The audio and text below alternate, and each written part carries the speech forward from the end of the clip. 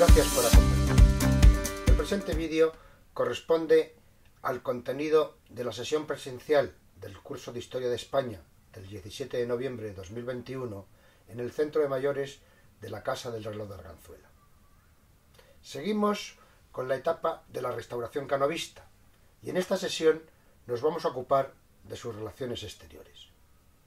Lo primero es repasar la situación internacional, completamente distinta a la de la marcha al exilio de Isabel II tras la Revolución de 1868. Cánovas, a su llegada al poder en 1875, se encuentra con una hegemonía alemana y un giro de las potencias hacia el imperialismo. De cara a la opinión pública, va a desarrollar una política exterior de recogimiento y neutralidad, una prueba más de su cinismo, puesto que en realidad buscó alianzas con la Alemania de Bismarck y que Sagasta, su contrapunto en la presidencia del gobierno en el fraude del turnismo, nos incorporó a la Triple Alianza. Veámoslo con detalle.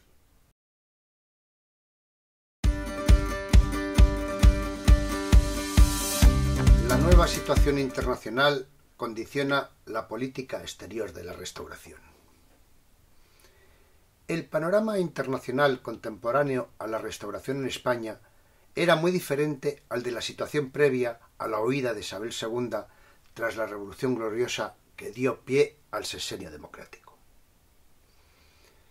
El Segundo Imperio francés, con Napoleón III, referente de política exterior en tiempos de Isabel II, entre 1852 y 1868, había sido fulminantemente derrotado en la Guerra Franco-Prusiana, 1870-1871, y se había proclamado el Imperio Alemán. La Tercera República Francesa se orienta a la conquista de África, empezando por Argelia. La Comuna de París, primer gobierno de la clase obrera en el mundo, fue reprimida con extrema dureza, dando lugar al desmantelamiento y persecución de la Asociación Internacional del Trabajo, la AIT. Se había consumado la unificación de Italia a costa de los estados pontificios.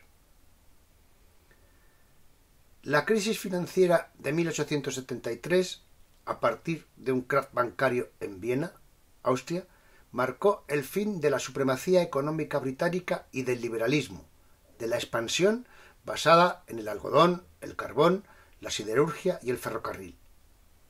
La industrialización entra en una fase de integración de mercados y división internacional del trabajo.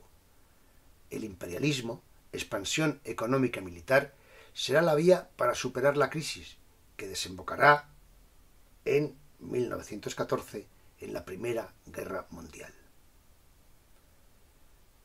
Gran Bretaña, por otra parte, se desentiende de Europa, enfrascada en su inmenso imperio global centrado en la India.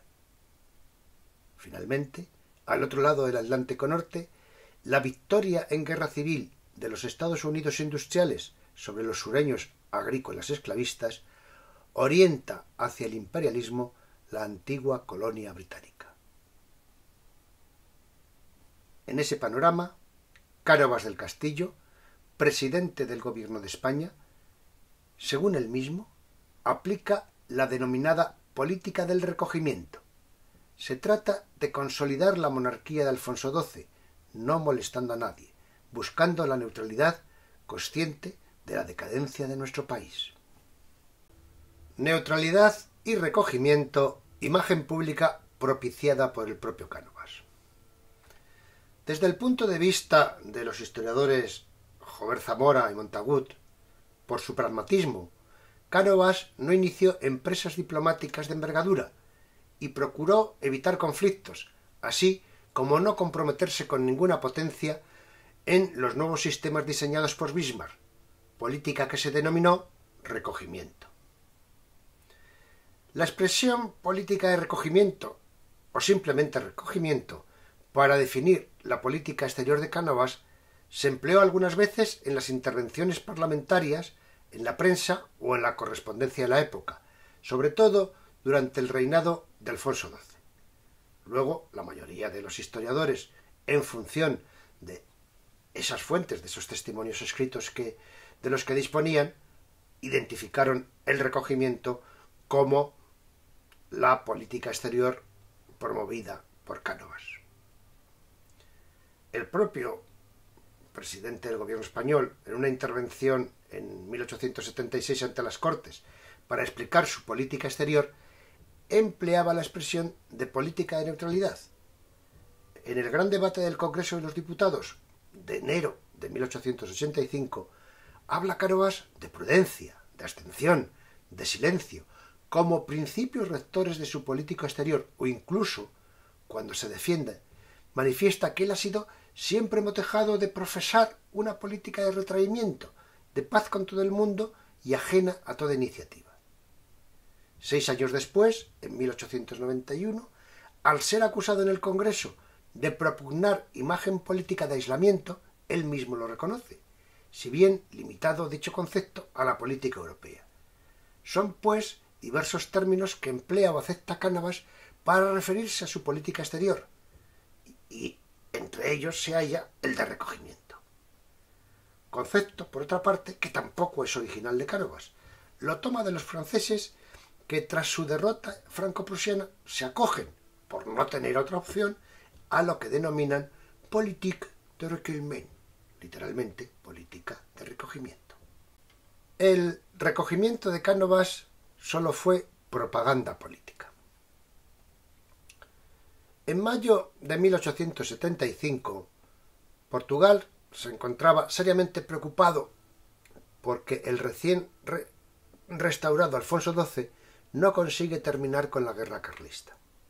A los portugueses les preocupa una vuelta de España al régimen republicano y sus planteamientos ya conocidos de una federación ibérica. Con el beneplácito de Cánovas del Castillo, para el que derrotar a los carlistas es la primera prioridad para asentar la restauración, el gobierno portugués se pone en contacto con Alemania, potencia hegemónica, y con el zar de Rusia, Nicolás II, dispuesto a mediar para que el ejército francés haga una intervención militar en España para desbancar al carlismo. Sería una repetición de la reposición de Fernando VII por los 100.000 hijos de San Luis. El 9 de junio, los emperadores de Rusia y Alemania se reúnen en la ciudad de Ems. El canciller alemán Bismarck rechaza la propuesta ruso-portuguesa. Varias eran las razones que le llevaron a esa conclusión. La principal era el gran impacto que tal intervención podía tener en el difícil, especialmente difícil en aquella primavera, equilibrio europeo. Bismarck no comprendía cómo Francia podía cambiar de modo tan rápido y radical su actitud respecto a la contienda carlista, la contienda que le estaba dando unos pingües beneficios por el trasiego y contrabando que se producía en la frontera hispano-francesa. Por ello, Bismarck lo que temía era que tal viraje, de ser cierto, reflejara un deseo del gobierno francés para obtener un rápido éxito militar que le permitiera recuperar su prestigio europeo y su fuerza y su fuerte ascendencia en España. Francia había perdido la guerra franco-prusiana. En esto podía encontrar una posibilidad. Bismarck lo descartó.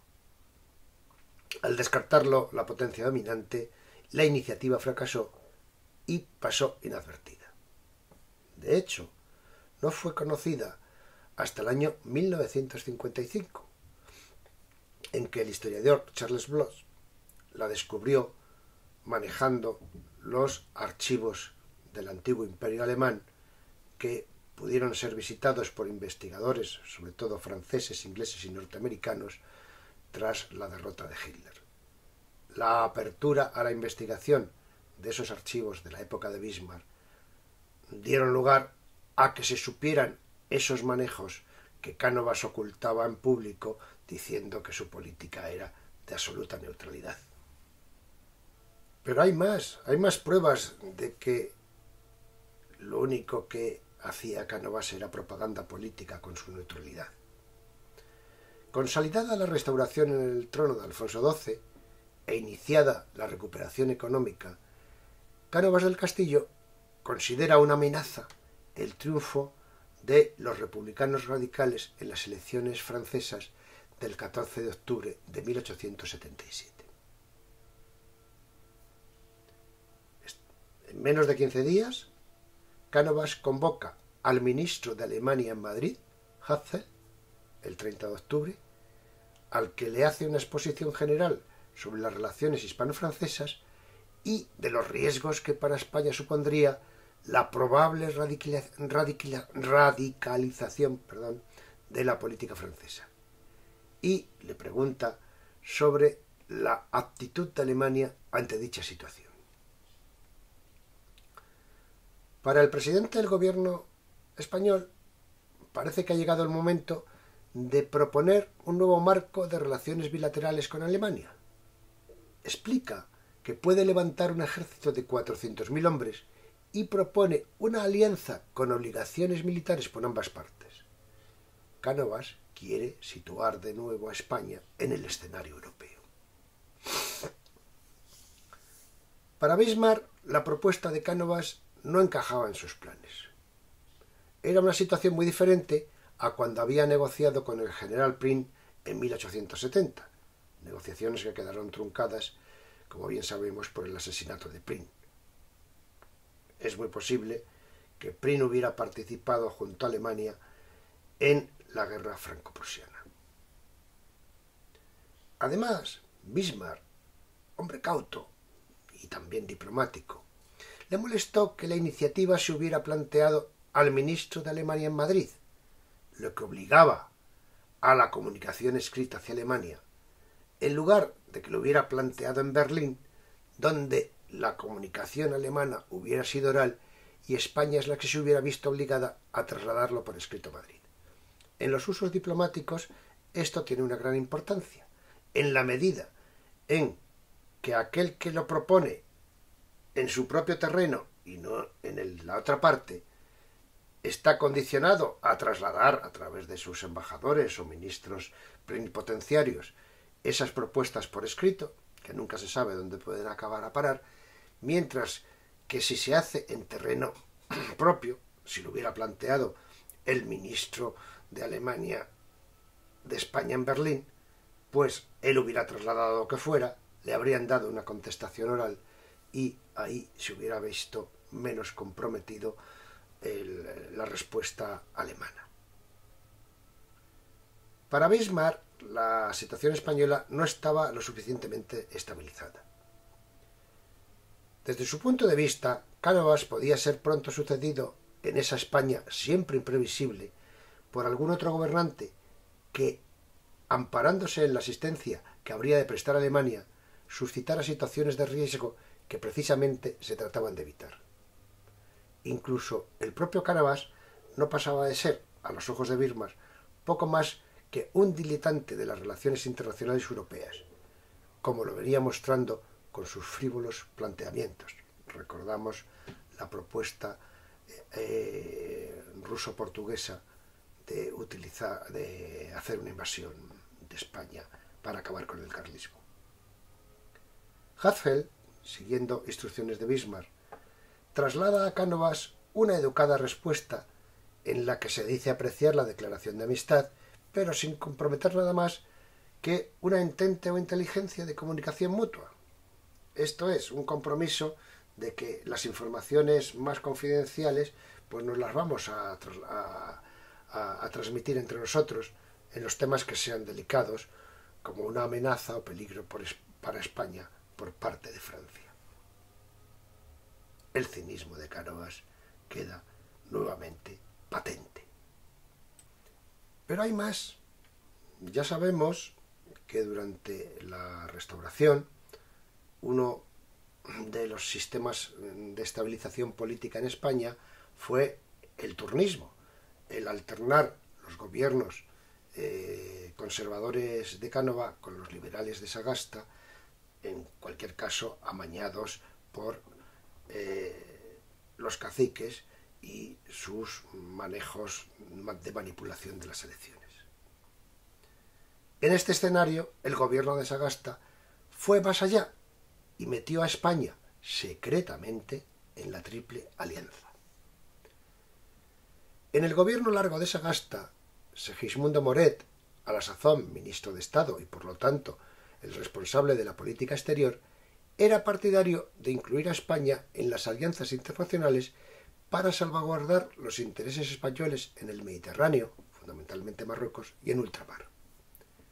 Por ello, firmaría un acuerdo secreto con Italia en 1887, redactado por Bismarck, por lo que, en cierta medida, España quedaba incluida en la Triple Alianza, aunque como una participante menor y sin grandes exigencias en aquel momento por ninguna parte. La Triple Alianza, integrada por Alemania, Italia y el Imperio Austrohúngaro, fue una estrategia de Bismarck para aislar a Francia y defenderse de Rusia. Los socios de la Triple Alianza no aceptaron en 1892 la pretensión española de incluir una garantía sobre Cuba y España se salió de este pacto. En todo caso, el aislamiento promovido por los conservadores y matizado por los liberales tendría consecuencias graves cuando España experimentó una gran soledad ante su gran conflicto internacional en 1898 con los Estados Unidos.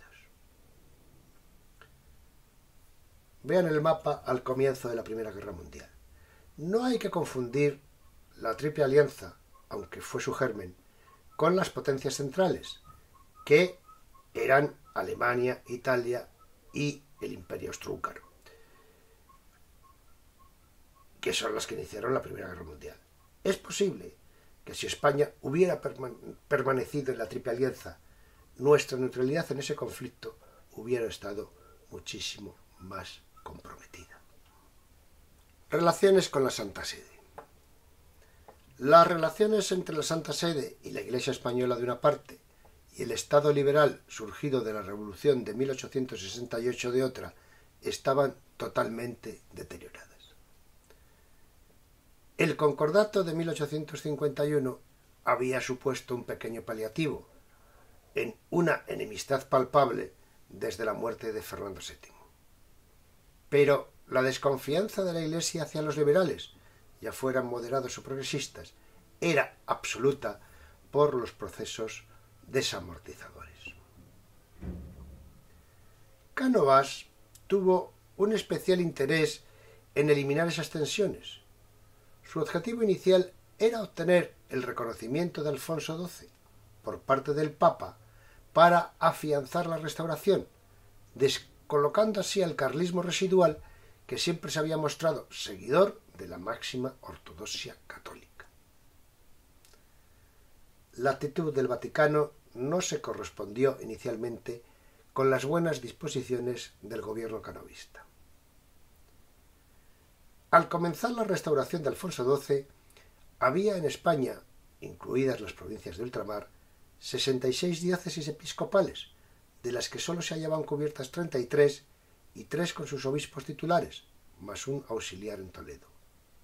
Desde 1868 no se había producido ningún nombramiento episcopal. Durante el periodo 1875-1879 se nombraron 31 obispos nuevos. En opinión del nuncio en España, Angelo Biancho, expresada en 1879, Cánovas con la Iglesia se ha portado mediocremente, haciéndole el bien, pero no todo cuanto ha podido. Pío IX había manifestado su deseo de que la Constitución de 1876, aun declarando al catolicismo religión oficial, hubiera abolido la libertad de culto. La distensión se alcanzó con León XIII, sucesor de Pío IX. Se fundó la Universidad Católica de Comillas y se autorizó la entrada en España de órdenes religiosas extranjeras que se multiplicaron de forma exagerada. Entraron órdenes dedicadas a la atención sanitaria y sobre todo a la educación. Les agradezco su atención. Este breve repaso por la política exterior de España durante la restauración canovista ha puesto de manifiesto, en una esfera más de sus actuaciones, la desfachatez de los gobernantes de España durante este periodo. Con un supuesto orden interno que estuvo basado en el fraude electoral utilizando el caciquismo y, en el plano exterior, dando una imagen de recogimiento y neutralidad, cuando en la práctica, a través de acuerdos secretos, intentaron entrar en la órbita del Segundo Imperio Alemán, lo que no lograron plenamente, con lo que llegaron a la guerra con los Estados Unidos de 1898 completamente aislados.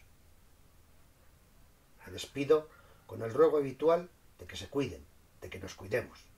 La pandemia por COVID sigue acechando.